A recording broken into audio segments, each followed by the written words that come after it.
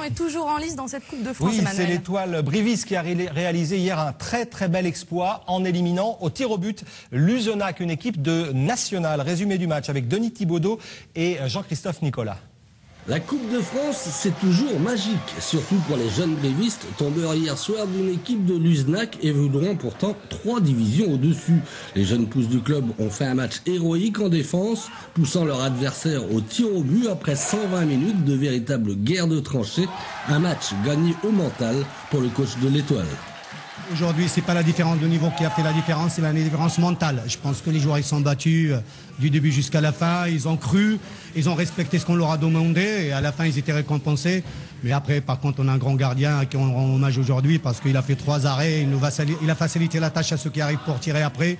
Donc après, en général, lui, il fait partie d'une équipe, mais c'est extraordinaire pour le groupe, pour le gardien et pour tout le monde. Le héros du jour, évidemment, c'est le gardien briviste, auteur d'arrêts décisifs lors de la séance de tir au but. Une performance d'autant plus appréciée qu'il jouait lui-même contre son ancien club, dont il connaissait quelques ficelles.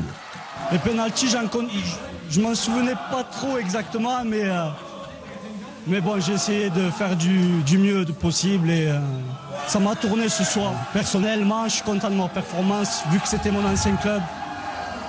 Voilà, je finis sur une bonne note contre eux. Des matchs comme ça, c'est plutôt pour les gardiens des petits levels. Voilà. En tout cas, la coupe, c'est magique. Ben, pour l'instant, c'est magique, on verra le prochain. 7e tour de Coupe de France victorieux donc pour les brivistes avec un score final de 4-2 au tir au but. Pour l'instant, l'Étoile n'a encaissé aucun but dans le temps réglementaire et en a marqué 13. La coupe, c'est vraiment magique.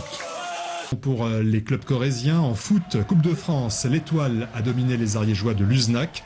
L'homme du match, c'est le gardien briviste Cédric Niflor. Reportage Laetitia Théodore, Jacques Danin. À l'applaudimètre, c'est sûr, c'est le héros du week-end.